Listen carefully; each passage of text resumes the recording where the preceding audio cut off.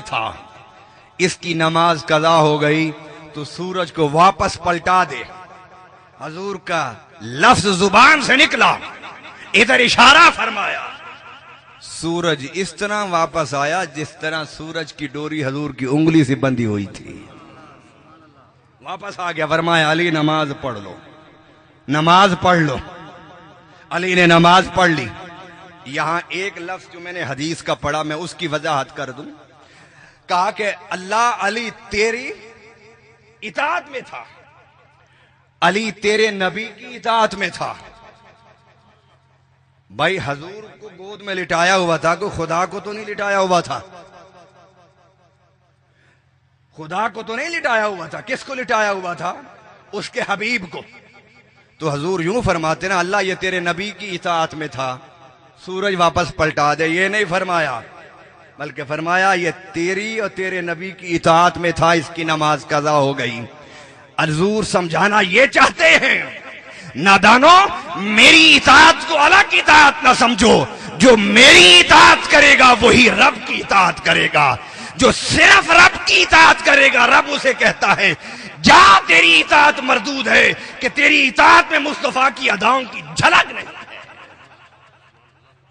اس لیے قرآن میں فرمایا من یطیع الرسول فقد اطاع اللہ، جس نے میرے نبی کی اطاعت کی اس نے مجھ اللہ کی اطاعت کی۔ اب آئیے میں یہ پوچھتا ہوں کہ حضور نے فرمایا کہ تیری اطاعت میں اور میری اطاعت میں تھے، اطاعت کیسے کی؟ نماز چھوڑ دی تو اطاعت ہو رہی تھی، نماز اثر چھوٹ گئی نا تو اطاعت کہاں سے ہو رہی تھی؟ اللہ اکبر اللہ اکبر۔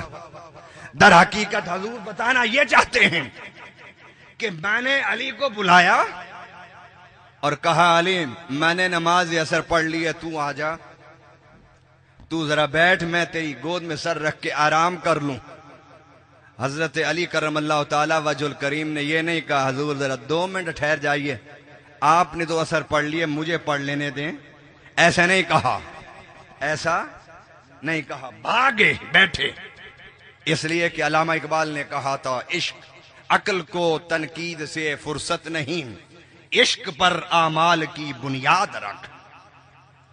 حضرت علی سمجھتے تھے کہ اگر میں نے نماز پڑھنا شروع کی تو یہاں تو ہزاروں دیوانے پھر رہے ہیں، گود تو ایک طرف اپنی گردنیں کاٹ کے پیش کرنے کے لیے تیار پھر رہے ہیں۔ انہوں نے کہا کہ نمازیں جو قضا ہوں پھر ادا ہوں، نگاہیں جو قضا ہوں کب ادا ہوں، نماز پھر پڑھ لوں گا، یہ موقع زندگی میں پہلی بار آیا ہے کہ رخ والضحیٰ کو اپنی جھولی میں لٹا کے قریب سے دیکھوں گا۔ اللہ اکبر۔ علی بھاگے، حضور کو گود میں لٹایا، حضور نے آنکھیں بند کی، حضور نے آنکھیں بند کی۔ میرے آقا فرماتے ہیں کہ جب میں رات کو سوتا ہوں تو میں رب کو دیکھتا ہوں۔ حضور نے آنکھیں بند کر کے رب کو دیکھنا شروع کیا، علی نے آنکھیں کھول کے مصطفیٰ کو دیکھنا شروع کر دیا۔ دیکھ رہے ہیں ادھر سورج غروب ہو رہا ہے، دیکھ رہے ہیں کہ حضور کو اٹھا دوں، پھر عقل نے کہا اٹھا دو نماز جا رہی ہے، عشق نے کہا نانا ٹھہر جا کچھ اور لمحے دیکھ لے، پھر شاید یہ قسمت پھر یہ نصیب کھلے نہ کھلے۔ اسی میں سورج غروب ہو گیا تو حضور صلی اللہ علیہ وسلم کے چہرے پر علی کا ایک آنسو کا قطرہ گرا۔ میرے آقا نے آنکھ کھولی، فرمایا ما یبکی کا یا علی، علی کس چیز نے تجھے رلایا ہے؟ علی بولے نہیں، اشارہ کر دیا کہ حضور سورج غروب ہو گیا۔ حضور اٹھ کے بیٹھ گئے، پھر وہی واقعہ، فرمایا پڑھ لو نماز۔ کہا آقا نماز کیسے قضا کروں؟ دنیا تانے دے گی کہ مصطفیٰ گود میں سو رہے، علی کی نماز قضا ہو گئی۔ آقا آپ کی خدمت میں، آپ کی دیدار میں نے نماز کو قربان کیا ہے، اگر میں نے یہ عظمت اور فضیلت حاصل کی ہے تو نماز قضا نہیں پڑھوں گا۔ حضور نے سورج واپس لٹایا، نماز حضرت علی نے پڑھی، سورج واپس آیا۔ مدینہ میں صحابہ تھے، صحابیات تھیں، ام المؤمنین تھیں، امہات المؤمنین تھیں، منافق تھے، مشرک تھے، اہل کتاب تھے، کافر تھے۔ جب علی نے نماز پڑھ کے پوچھا کہ تم نے دیکھا کہ سورج واپس پلٹا؟ انہوں نے کہا کہ ہمیں نہیں خبر کہ سورج واپس پلٹا. قربان جاؤں اتنے راز ہیں مصطفیٰ اور علی میں کہ جسے صرف مرتضیٰ اور مصطفیٰ جانتے ہیں. نہ ابو بکر جانتے ہیں، نہ عمر جانتے ہیں، نہ عثمان جانتے ہیں.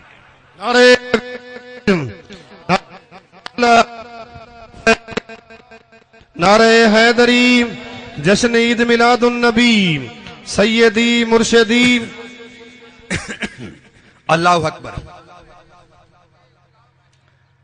حضور کی 4 نمازیں قضا ہوئی اور قضا ہی پڑی امت کے لیے رحمت بنانے کے لیے، امت کے لیے راستہ دکھانے کے لیے.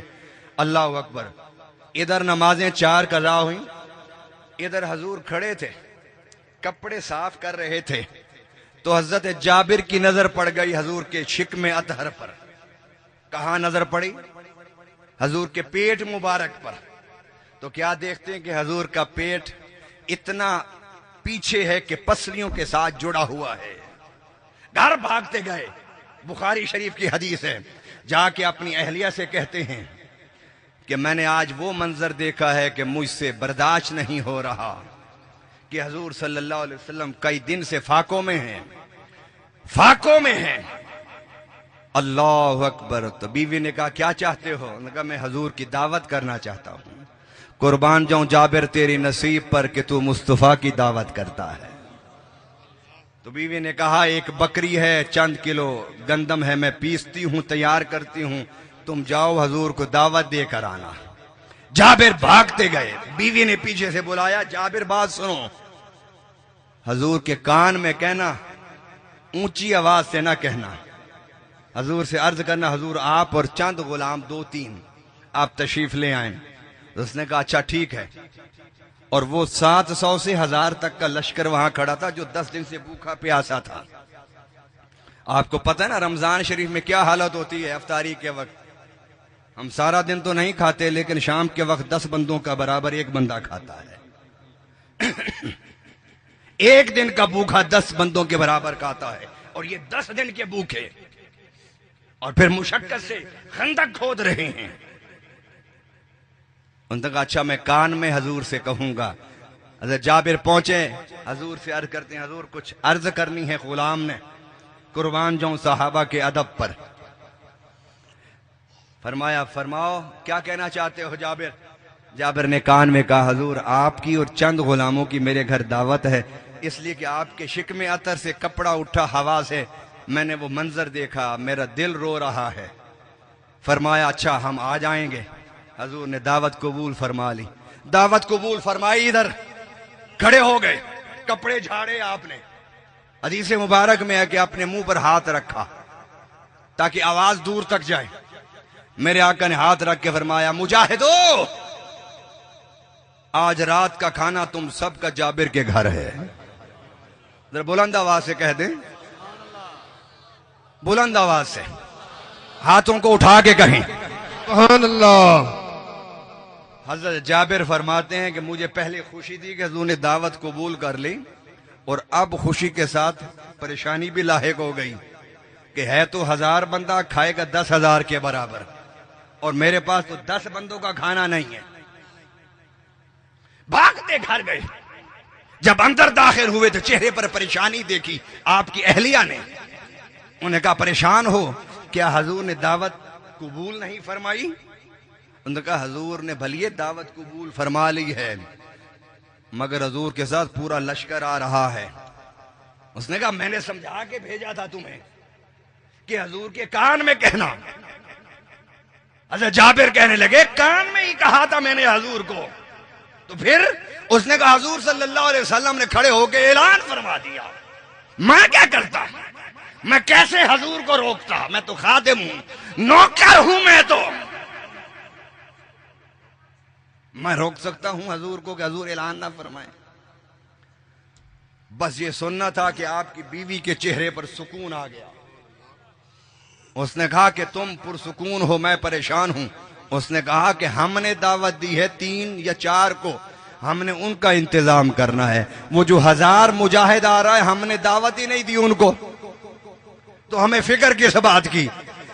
ہم نے جن کو دیے ہم ان کے لیے تیار کریں گے، اور جس ذات نے ان ہزاروں کے لشکر کو دعوت دی ہے وہ خود کھلائیں گے، خود پلائیں گے۔ ذرا تھوڑی دیر سے سمجھ آئیے آپ کو۔ اللہ اکبر۔ میرے آقا نے پیچھے بندہ بھیجا، فرمایا جابر ہانڈی کا ڈھکن نہیں اٹھانا، روٹی بنا کر چادر کے نیچے رکھ دینا، کھولنی نہیں۔ حضور اٹھے مسجد نبوی سے، پیچھے غلام آگے غلام، اور صلاۃ و سلام کے گجرے پڑھتے ہوئے حضرت جابر کے گھر جا رہے ہیں۔ جابر کے گھر پہنچے تو فرمایا بٹھاؤ ان کو۔ جابر ادھر حضرت جابر نے بکری کو ذبح کیا، بڑے بھائی نے چھوٹے بھائی کو لٹا کے باپ کی طرح اسے ذبح کر دیا۔ ماں پیچھے بھاگی، بڑا بھائی چھت پر، ماں چھت پر۔ بیٹے نے دیکھا بچنے کا راستہ نہیں، اس نے چھلانگ لگا دی، گردن ٹوٹی اور وہ بھی مر گیا۔ دونوں میاں بیوی نے دونوں شہزادوں کو اٹھا کے اپنے کمرے میں رکھ کے اوپر چادر ڈال دی، کہا کہ حضور کھانا نہیں کھائیں گے، اس لیے حضور پہلے کھانا کھا لیں پھر ان کا جنازہ پڑھ لیں گے۔ حضور صلی اللہ علیہ وسلم نے صحابہ کو کھانا کھلایا۔ حضرت جابر فرماتے ہیں حضور تشریف لائے، اپنا لعاب دہن ہانڈی میں ڈالا اور خود ہانڈی سے کھانا ڈال رہے ہیں پیالوں میں، اور خود روٹی اٹھا کے دے رہے ہیں۔ جابر کہتے ہیں میں نے کہا کہ بس ابھی ختم ہوا کھانا، یہ تو 2 بندے ہی ختم کر دیں گے۔ بس اسی میں تھا کہ میں دیکھتا رہ گیا، ایسے لگتا تھا کہ ہانڈی کا کنیکشن حوض کوثر سے اور جنت کی روٹیوں کا، اس روٹیوں کا تعلق جنت کی نعمتوں سے جڑ گیا۔ 1 2 3 4 5 100 200 700 800 1000 بندہ کھا گیا اور اٹھ کے مسجد نبوی چلا گیا۔ اب میں پرسکون تھا کہ سب نے کھا لیا۔ میرے آقا نے فرمایا جاؤ جابر دسترخوان پر تم آ جاؤ، تمہاری بیوی آ جائے، اپنے بچوں کو لے آؤ۔ حضرت جابر آ گئے، بیوی آ گئی۔ فرمایا بچے کدھر ہیں؟ نہیں سمجھ آئی؟ جن کو سمجھ آئی ہے بس وہ کہیں سبحان اللہ۔ فرمایا بچے کدھر ہیں؟ عرض کرنے کے حضور بچے بعد میں کھا لیں گے، حضور آپ تو تناول فرمائیں، کیونکہ حضرت جابر کو سکھ تھی نا، شوق تو حضور کو کھلانے کا تھا نا، تو حضور کے صدقے میں 1000 صحابی کھا گیا۔ اللہ اکبر۔ ہر جملے پر میرا موضوع بکھرتا ہے، میں اسے سمیٹنے کر چلنے کی کوشش کر رہا ہوں، اس لیے کہ میرے پاس وقت کے دامن میں اتنا ٹائم نہیں۔ فرمایا جابر بچوں کو لے کر آؤ، حضور بعد میں کھا لیں گے۔ اب یہ بھی نہیں کہہ سکتے کہ وہ مر گئے ہیں، یہ بھی نہیں بتانا چاہتے تھے کہ گلی میں ہیں، حضور بعد میں کھا لیں گے۔ فرمایا نہیں، میں محمد اس وقت تک نہیں کھاؤں گا جب تک تیرے بچوں کے منہ میں لقمے نہیں ڈالوں گا۔ اللہ اکبر۔ آخر جابر کی زبان سے نکل گیا حضور وہ اس طرح شہید ہو گئے ہیں، ان کی میتیں لاشیں پڑی ہیں اندر، میں نے انہیں چھپایا تھا کہ آقا کھانا کھا لیں گے پھر میں کروں گا۔ قربان جاؤں جابر تیرے عشق پر اور تیرے صبر پر، کہ حضور کی بھوک کی خاطر اپنے 2 بچوں کی لاشوں کو چھپائے ہوئے ہے۔ یہ تو جابر کا عشق تھا، میرے حسین کا عشق